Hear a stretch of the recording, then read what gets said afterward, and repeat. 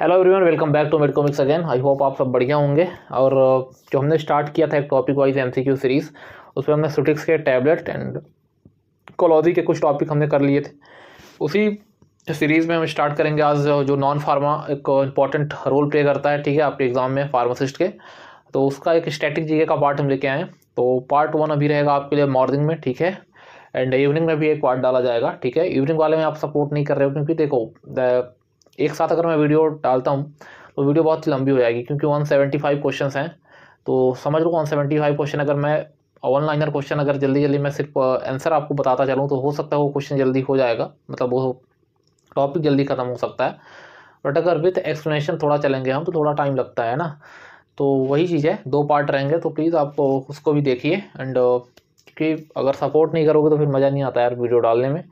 And उम्मीद यही होती है, ज़िंदगी क्या है, तो फिर ज़िंदगी यही रहती है कि हर दिन एक नई चुनौती और हर दिन कुछ नया करने का एक जज्बा ही आपको आगे बढ़ने के लिए प्रोत्साहित करता है, ठीक है। तो नेक्स्ट वीडियो बनाने के लिए आपके व्यूज़ ही मुझे प्रोत्साहित करेंगे, एक्साइटमेंट उसी से आएगी। तो प्लीज़ सपोर्ट करिए। पहला क्वेश्चन हम देखते हैं आज का। इसमें 75 क्वेश्चन रहेंगे, ठीक है। First question, the term of Rajya Sabha members is, तो जो टर्म होती है जो अपनी सेवा राज्यसभा के मेंबर देते हैं देश को, तो उनकी क्या टर्म रहती है ऐसे। तो 6 ईयर ईच मेंबर बोल सकते हो, 6 ईयर की उनकी टर्म रहती है ना। तो जो 1/3 जो मेंबर्स होते हैं ईच 2 ईयर्स में वो सेवानिवृत्ति या रिटायरमेंट अपना लेते रहते हैं, ठीक है, ईच 2 ईयर। और अगर देखोगे तो अपर हाउस बोला जाता है राज्यसभा को। आर्टिकल नंबर की अगर बात करोगे तो आर्टिकल नंबर 80 में इसके बारे में डीप में बताया गया है क्या चीज़ें राज्यसभा होनी चाहिए हमारे देश में, ठीक है। पार्लियामेंट्री सिस्टम में होना चाहिए राज्यसभा। एंड इसके अलावा अगर बात करते हैं तो एल्डर्स हाउस भी इसको बोला जाता है, ठीक है। एक नॉन डिजॉल्व मीन्स कंटिन्यू, एक बोलते हैं कंटिन्यू चैम्बर होता है, कभी डिजॉल्व नहीं होता। इट मीन्स कभी भंग नहीं होता, ठीक है, क्योंकि इसका कार्यकाल, इस सभा का कार्यकाल, राज्यसभा का, इस हाउस का कार्यकाल कभी समाप्त नहीं होता। टाइम पीरियड जो है हमेशा कंटिन्यू रहता है, इसलिए हम इसको एक बोल सकते हो कि कंटिन्यू सदन हो सकता है, ठीक है, कंटिन्यू होता है, कभी डिजॉल्व नहीं हो सकता, ठीक है, भंग नहीं हो सकता। ऑप्शन बी करेक्ट होगा। फर्दर क्वेश्चन 2 देखेंगे। Who appoint the chief election commissioner of India. So chief election commissioner of जो इंडिया होते हैं, ठीक है, उनको कौन अपॉइंट करता है। तो जनरली उनको राष्ट्रपति प्रेसिडेंट अपॉइंट करते हैं। ऑप्शन बी करेक्ट होगा, ठीक है। अगेन उसमें कुछ अपोजिशन के लीडर भी होते हैं, ठीक है, वो भी अपना मत देंगे, अपना सजेशन देंगे, उसके बाद ही प्रेसिडेंट अपने प्राइम मिनिस्टर भी होंगे, ठीक है, सबका मत लिया जाता है, उसके बाद ही चीफ इलेक्शन कमिश्नर को आई गेस अपॉइंट किया जाता है। ऑप्शन बी करेक्ट हो जाएगा। क्वेश्चन 3 देखते हैं।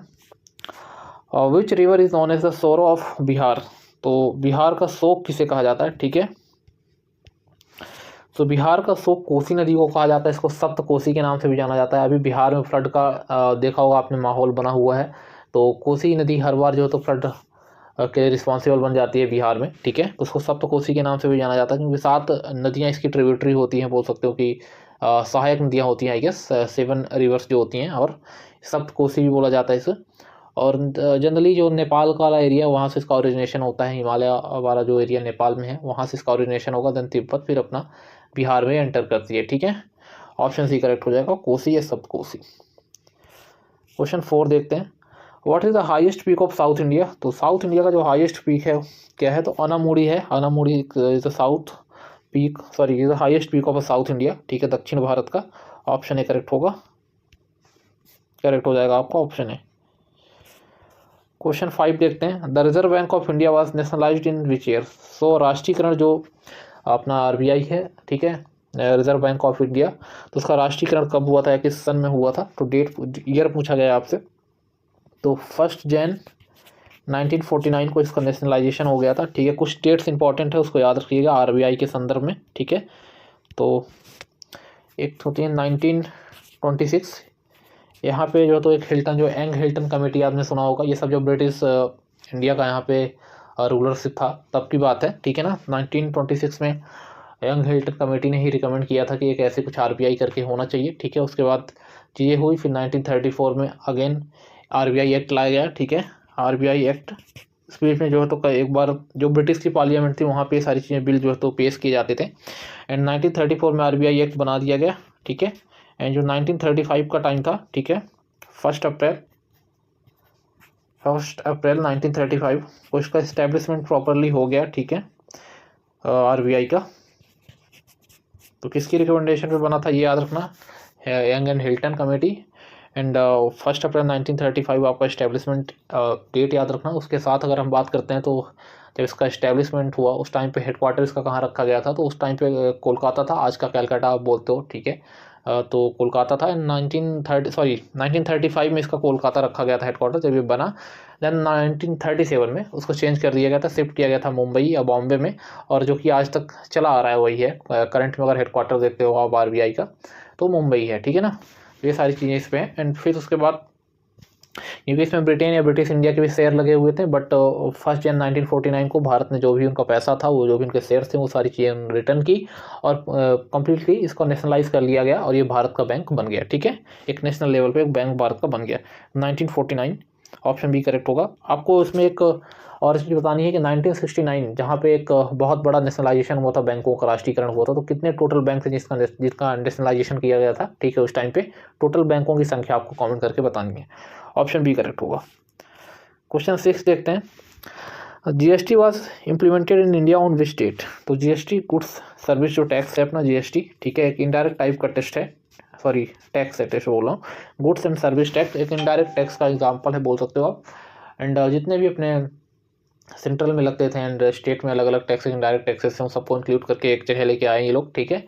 और जीएसटी जिसको बोला गया था उस टाइम पे, वन नेशन है तो वन टैक्स होना चाहिए। जैसे इस टाइम पे चर्चा है कि वन नेशन वन इलेक्शन का, वैसे ही वन नेशन वन टैक्स की बात की गई, ठीक है। 1 जुलाई 2017 की डेट रही थी जब यहाँ पे इंडिया में ये सारी चीज़ें हुई अपने भारत देश में, ठीक है।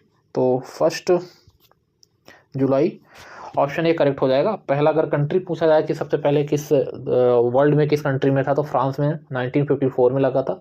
और हमने कहाँ से अडॉप्ट किया है ये चीज़, जो ये जीएसटी वाली चीज़ें हैं, तो हमने कनाडा से लिया है, ठीक है। हमने कनाडा से इसको अडॉप्ट किया है। लाइक अपने कुछ भी चीज़ हो गई, लाइक हमने क्या आपका फंडामेंटल राइट्स हमने यूएसए से लिए हैं, ठीक है। और फंडामेंटल जो ड्यूटीज़ है वो कहाँ से ली गई, सारी चीज़ें। तो ऐसे ही हमने अडॉप्ट किया है जीएसटी को भी कनाडा से, याद रखना। एंड पहला जो इंडियन स्टेट अगर आपसे पूछा जाए कि एक्सेप्ट किया था जीएसटी को, तो आसाम था जिसने एक्सेप्ट किया था, ठीक है।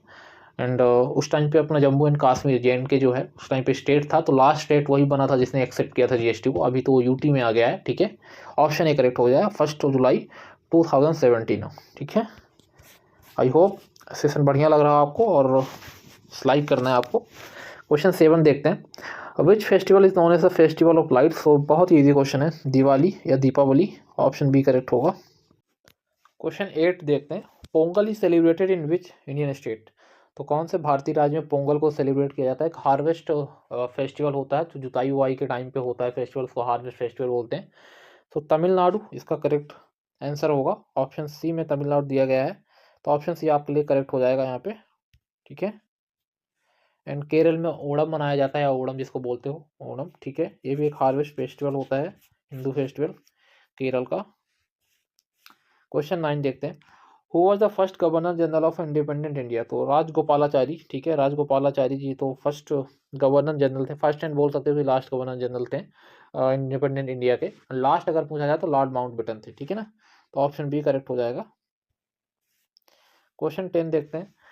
इन which year was the Quit India Movement launch, है ना। तो भारत छोड़ो आंदोलन जो था, तो किस वर्ष में स्टार्ट किया गया। तो 1942, 8 अगस्त 1942 को स्टार्ट किया गया था, ठीक है। 8 अगस्त एंड 1942, तो ऑप्शन बी करेक्ट हो जाएगा। क्वेश्चन 11 देखते हैं। Who won the 2024 French open men single title.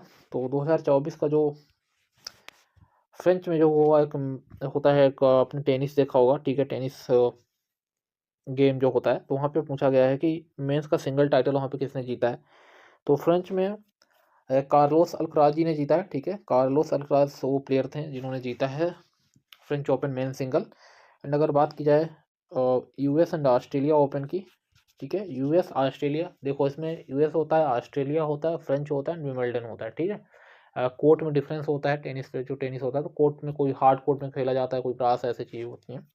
तो यूएस और ऑस्ट्रेलिया अगर पूछे मेन सिंगल किसने जीता है, ठीक है, तो उसमें यानिक सिन्नर होगा, ठीक है।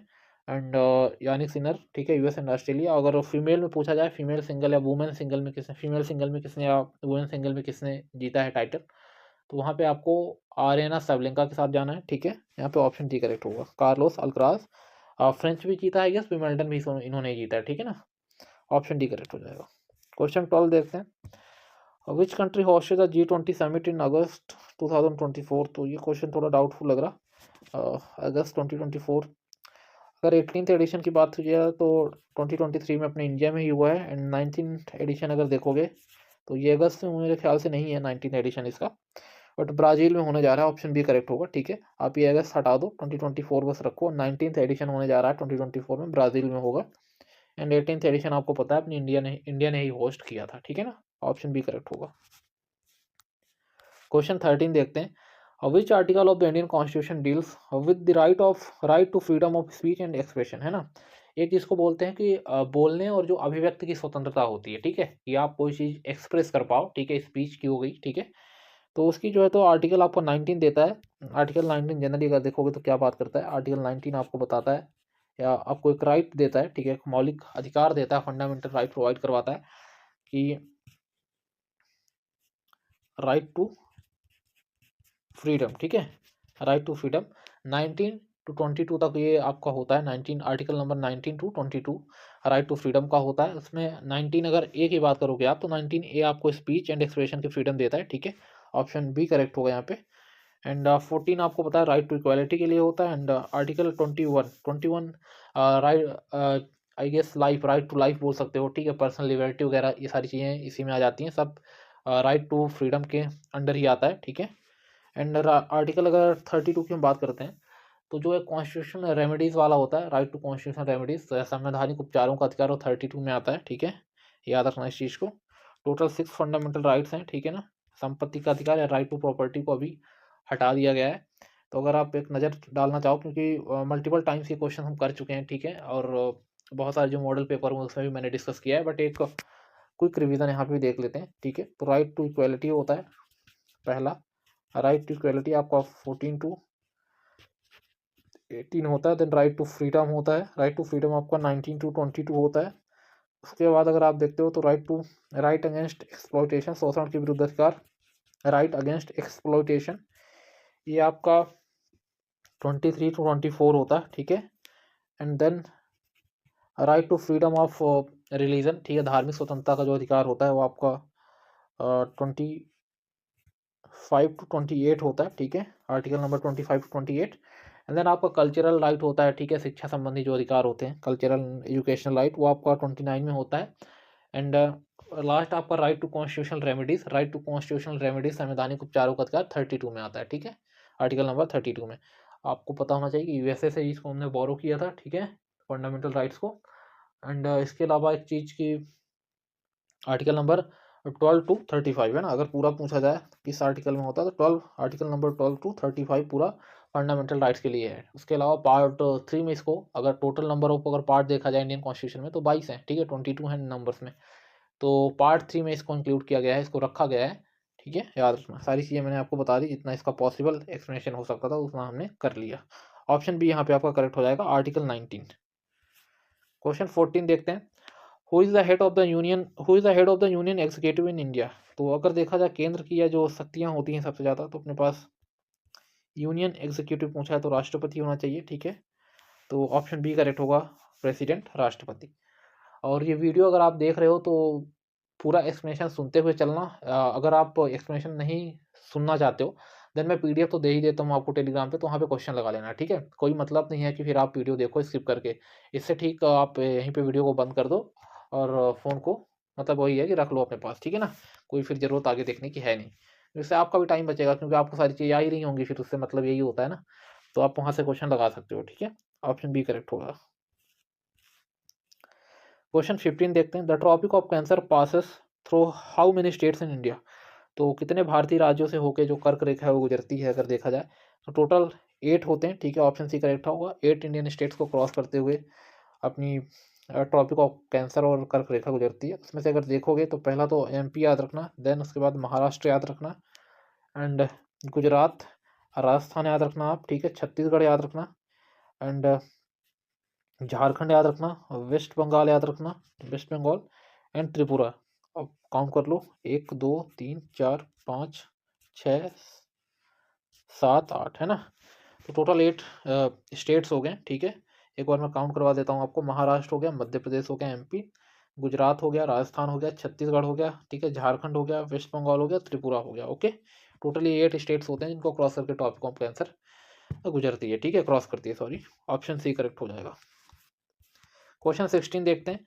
विच of the following is the largest salt water lake in India. तो जो खारे पानी की सबसे लंबी या बड़ी झील है, लेक है, वो कौन सी है, ठीक है। तो सांभर झील होती है, ठीक है। सॉल्ट वाटर याद रखना, ठीक है। इसका पहला लेटर एस उठाना, सांभर का पहला लेटर एस, ठीक है। सांभर झील राजस्थान में है, सांभर झील, ठीक है। अगर देखो कहाँ पे लोकेशन है इसका, तो सांभर झील आपका राजस्थान में लोकेटेड है। ऑप्शन ए करेक्ट होगा, ठीक है। चिल्का आपका उड़ीसा में पड़ता है। लैगून झील है सबसे बड़ी। एंड वेमनाड झील है ना, वेमनाड जो लेक है, वेमनाड लेक है केरल में। ये सबसे बोल सकते हो कि लॉन्गेस्ट, सबसे लंबी है, ठीक है, सबसे लॉन्गेस्ट लेक है, ठीक है ना। एंड अगर पूछा जाए कि फ्रेश वाटर की लेक जो सबसे लार्जेस्ट है, तो फ्रेश वाटर की लेक आपकी वूलर झील है। वूलर झील जनरली आपको जे जम्मू कश्मीर में देखने के लिए मिल जाएगी। एक डल झील भी है, जम्मू कश्मीर तो बहुत सारी झील है, बट एक डल झील इंपॉर्टेंट है आपके लिए, क्योंकि वहाँ पे उसको फ्लावर ऑफ झील है, डल झील को, डल लेक को, डल लेक है, ठीक है। डल लेक क्या बोला जाता है, फ्लावर लेक बोला जाता है, तो उसको आई गेस जम्मू का गहना है, तो ज्वेल्स ऑफ जम्मू भी बोला जाता है, ठीक है, याद रखना। तो हो गया, ऑप्शन ए करेक्ट हो जाएगा यहाँ पे। क्वेश्चन 17 देखते हैं। What is the base year for calculating GDP in India currently, है ना।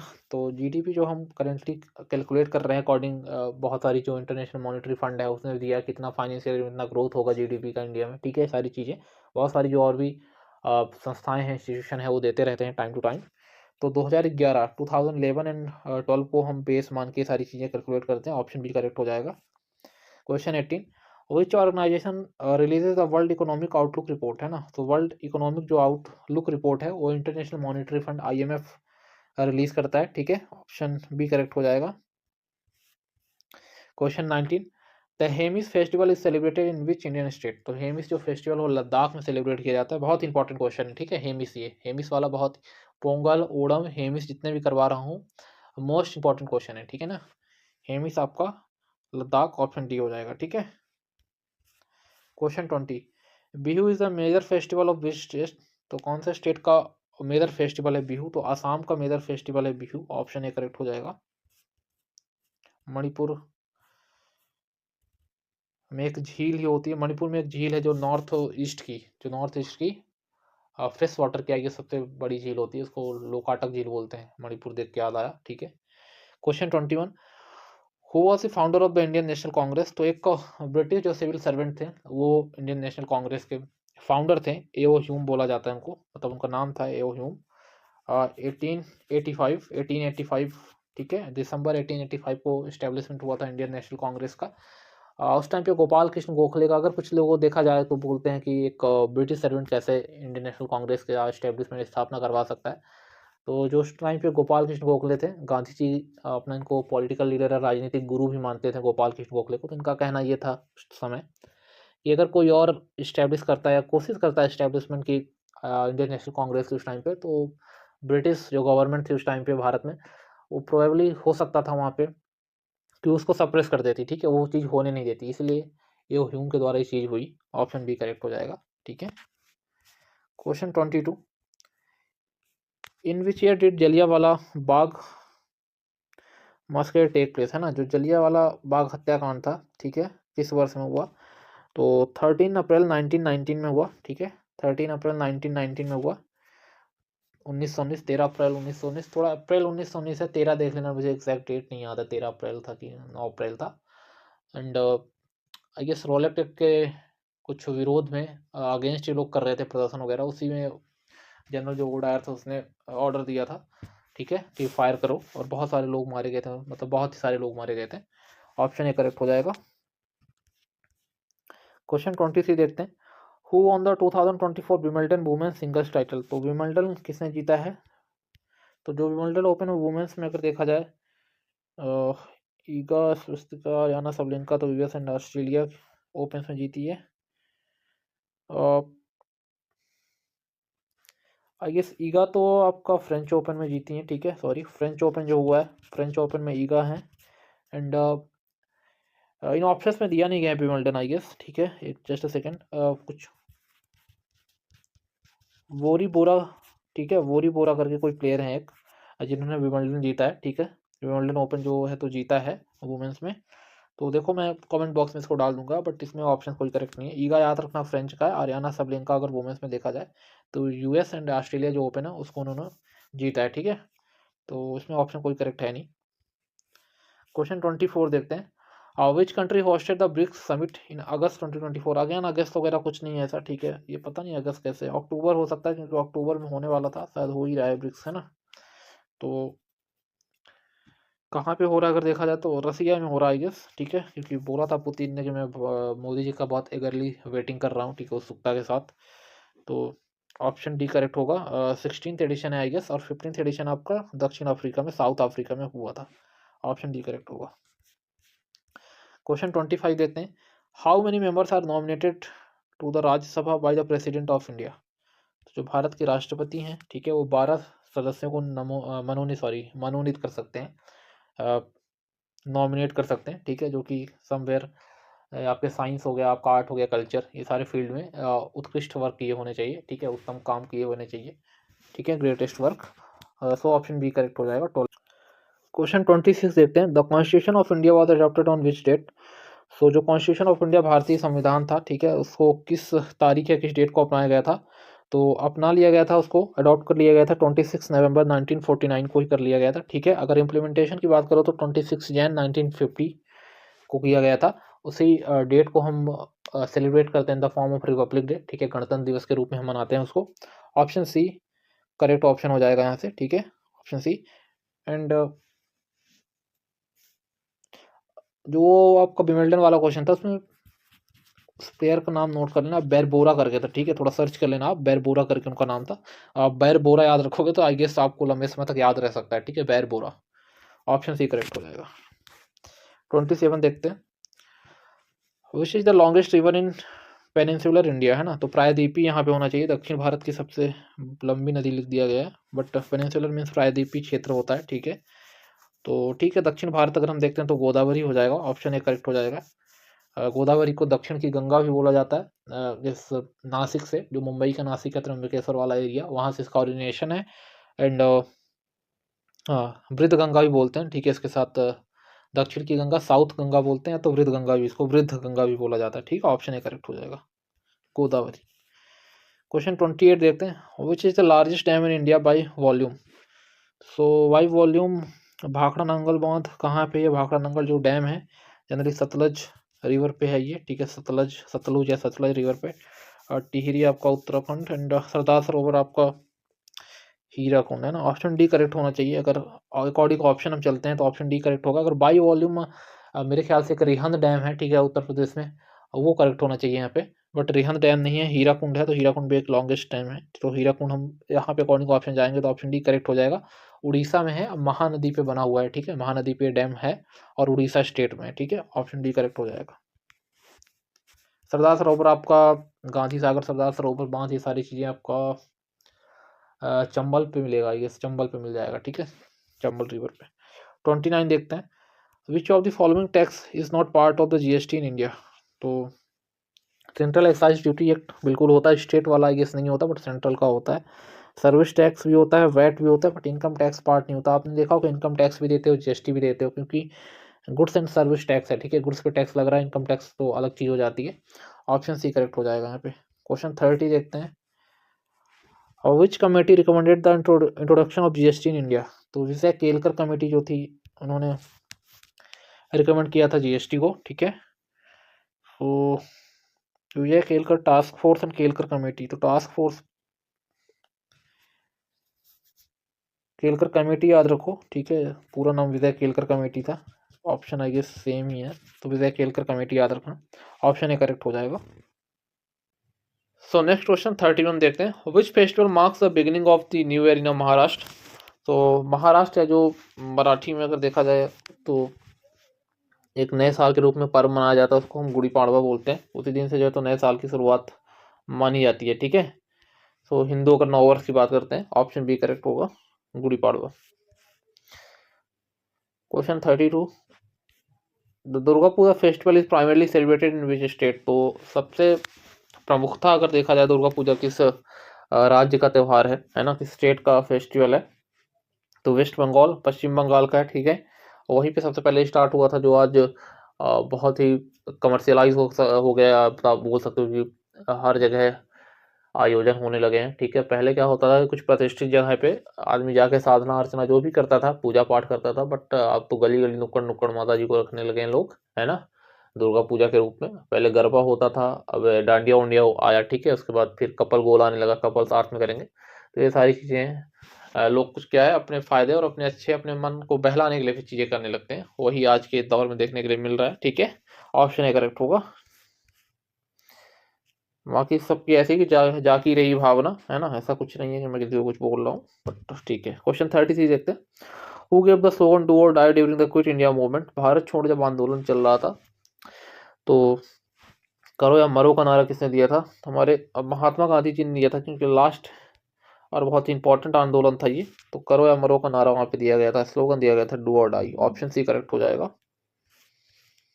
Question 34, the first battle of Panipat was fought between whom? तो किसके बीच में लड़ी गई थी? तो आई गेस पहली जो बैटल थी पानीपत की 1526 में लड़ी गई थी, बिटवीन लोधी डायनेस्टी, है ना, इब्राहिम लोधी और बाबर के बीच में लड़ी गई थी, ठीक है।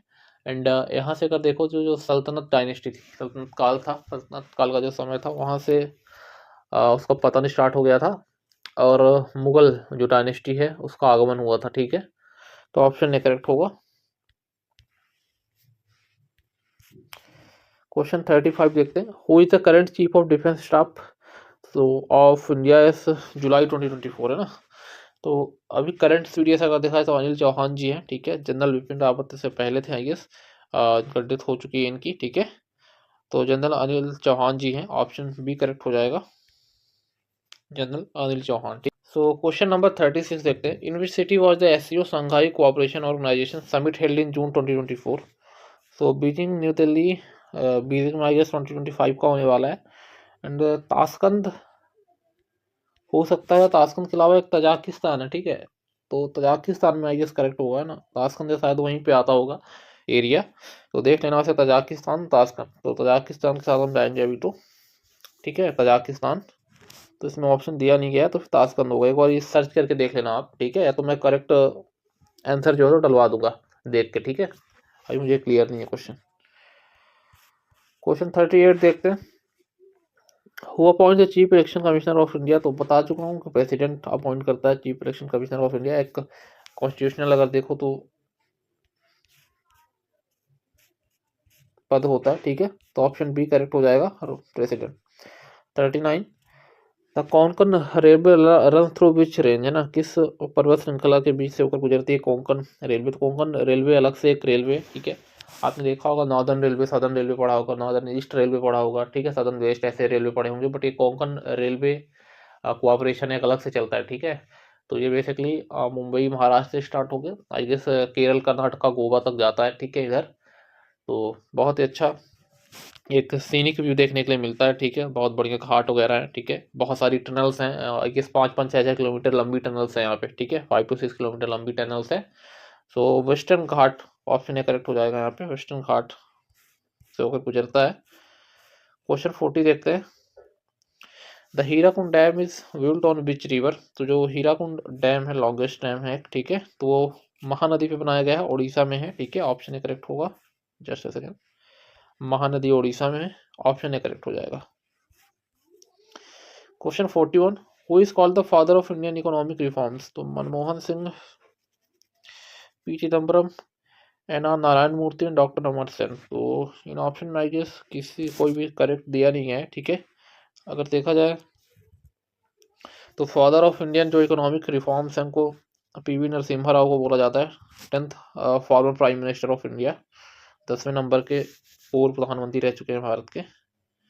तो पीवी नरसिम्हा राव आप नोट कर लेना, पीवी नरसिम्हा राव है, ठीक है, नरसिम्हा राव, ठीक है।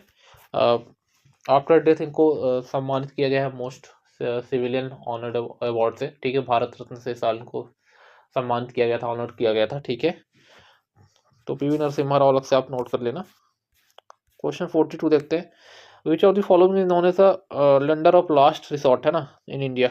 लेंडर ऑफ लास्ट रिसोर्ट अगर देखा जाए कि हर चीज़ से कर्जा वर्जा हमने देख लिया, मिला नहीं, ठीक है, कोई भी बड़ा कमर्शियल बैंक हो गया, ठीक है, डूबने की कगार पे है, तो उसकी जो नैया है अंतिम में, ठीक है, नाव जो है वो बोट को सहारा देने का काम किसका रहता है, आरबीआई का। तो लास्ट जो lender of the last resort कौन है भारत में, तो आरबीआई की है, ठीक है, Reserve Bank of India. Option C आपका करेक्ट हो जाएगा, आरबीआई, ठीक है। 43 देखते हैं, which Indian cricketer became the first fastest to score 10,000 run in ODI cricket in 2024। तो 10,000 रन बनाने वाला सबसे फास्ट विराट कोहली, अपने कोहली भैया, ठीक है, ऑप्शन बी करेक्ट होगा, हो जाएगा आपका कोहली, विराट कोहली। क्वेश्चन 44 देखते हैं, which Indian state launch the mission school of excellence programme in 2024। तो ये जो मिशन है झारखंड ने भी लॉन्च किया है, किस झारखंड है नहीं, बट गुजरात में भी है, ठीक है, ऑप्शन ए करेक्ट हो जाएगा, गुजरात ने भी लॉन्च किया है। Question 45, who was the first Indian to receive the Bharat Ratna. तो यार गोपालाचारी को भी मिला है यार, राधा कृष्ण को भी मिला है, सर्वपल्ली एस राधा कृष्ण सेम चीज़ है, तो होगा, ठीक है, इसमें वेंकट रमन भी, CV Raman, sorry CV Raman भी जोड़ लेना, ऐड कर लेना एक नेम और अलग से। तो ऑप्शन ये चक्रवर्ती राजा गोपालाचारी भी होगा, ठीक है, then Sarvepalli Radhakrishnan plus CV Raman, ठीक है, इन लोगों को सबसे पहले दिया गया था भारत रत्न, याद रखना, सीवी रमन, ठीक है। ऑप्शन ए, बी और डी सेम ही है, एंड सीवी रमन आप अलग से नोट कर लेना। Question 46, who wrote the famous book Anand Math. तो आनंद मठ बंकिम चंद्र चट्टोपाध्याय या बंकिम चंद्र चटर्जी ने लिखी थी आनंद मठ, ऑप्शन ए करेक्ट होगा। रविन्द्रनाथ टैगोर जी को नाइटहुड की उपाधि दी गई थी, एक टाइटल दिया गया था नाइटहुड का, ठीक है, एंड ओके। सुभाष चंद्र के नेम पे भी पराक्रम डे सेलिब्रेट किया जाता है भारत में, याद रखना। नेक्स्ट क्वेश्चन 48 देखते हैं, who became the new chairperson of SEBI in 2024। तो SEBI securities exchange bank of India, ठीक है, securities and exchange bank of India, ठीक है। तो सेबी के पहले तो अजय त्यागी जी थे, अभी माधवी पुरी जी को बनाया गया है, ठीक है, Madhavi Puri, option B correct हो जाएगा। क्वेश्चन 49 देखते हैं, the election commission of India is a dash body, किस टाइप की बॉडी है, तो कॉन्स्टिट्यूशन पूरी संवैधानिक एक परमानेंट कॉन्स्टिट्यूशनल सा बॉडी है, ठीक है, तो कॉन्स्टिट्यूशनल बॉडी हो जाएगी, ऑप्शन ए करेक्ट हो जाएगा। क्वेश्चन 50 देखते हैं, who among the following is known as the architect of the Indian constitution. तो भीमराव अम्बेडकर जी को, ठीक है, भीमराव रामजी अम्बेडकर जी को जो है तो आर्किटेक्ट ऑफ इंडियन कॉन्स्टिट्यूशन के टाइटल से सम्मानित किया गया है, ठीक है, तो ऑप्शन ए करेक्ट हो जाएगा। Question 51, who was the first president of India.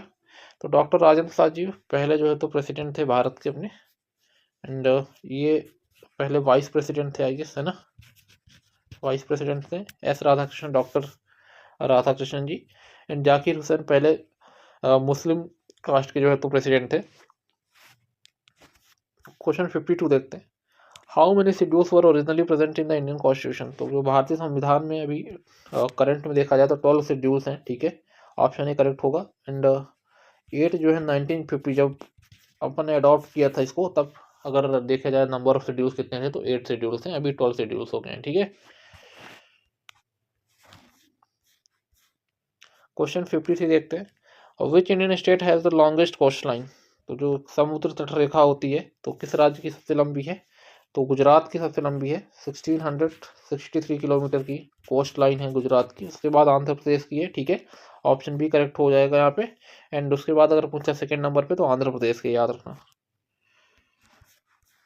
54 देखते हैं, the Andaman and Nicobar island are separated by which water body, ठीक है, तो किससे सेपरेट किया गया है, तो 10 डिग्री जो चैनल है, ठीक है, 10 degree channel in the bay of Bengal में ही आता है, ठीक है, बे ऑफ बंगाल में आता है, तो 10 डिग्री चैनल से दोनों डिवाइड होता है।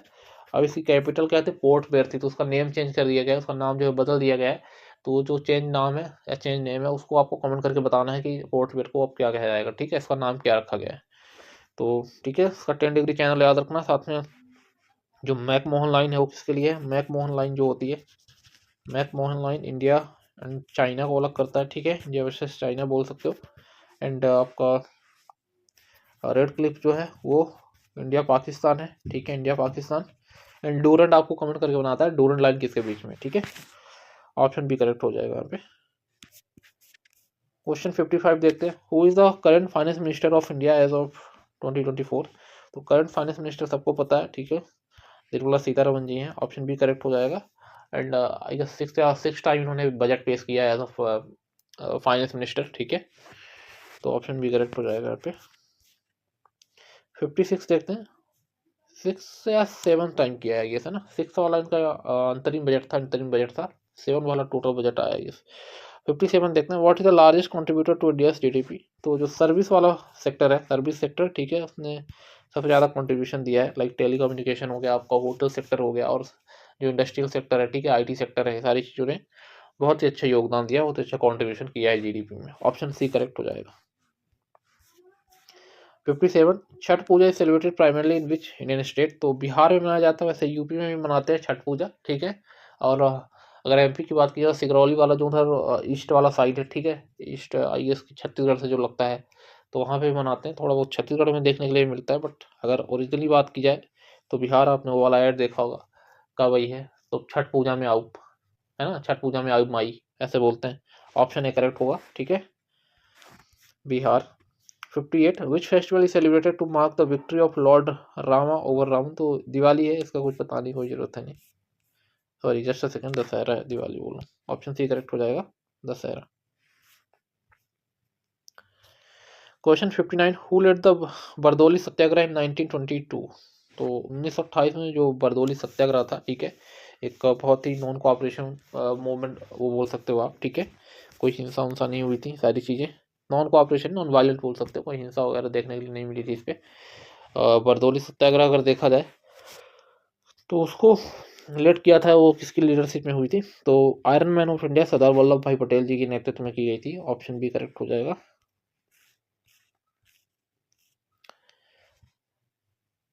Question 60, which traditional festival of Andhra Pradesh is celebrated as Telugu new year. तो तेलुगु न्यू ईयर के रूप में अगर देखो तो उगाड़ी मनाया जाता है, ठीक है, पोंगल के साथ मत चले जाना। पोंगल एक हार्वेस्ट फेस्टिवल है, मैंने आपको पहले ही बताया था, ठीक है, आंध्रा का। एंड उगाड़ी जो है आपका एक न्यू ईयर का फेस्टिवल है। ऑप्शन बी करेक्ट हो जाएगा। 61, which harvest festival of Kerala is celebrated with snake boat race and floral design, है ना। तो ओणम मनाया जाता है, ठीक है, ओणम मनाया जाता है। ऑप्शन बी करेक्ट हो जाएगा। बिहू असम का होता है, ठीक है, मकर संक्रांति अपन मध्य प्रदेश इधर मनाते हैं, ठीक है, north side.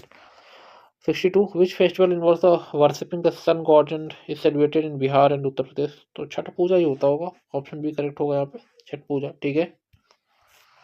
63, which harvest festival is primarily celebrated in Tamil Nadu. तो जो हार्वेस्ट फेस्टिवल है तमिलनाडु का, वो अपना पोंगल है, ठीक है, ऑप्शन सी करेक्ट होगा। रिपीट हो गया आई गेस।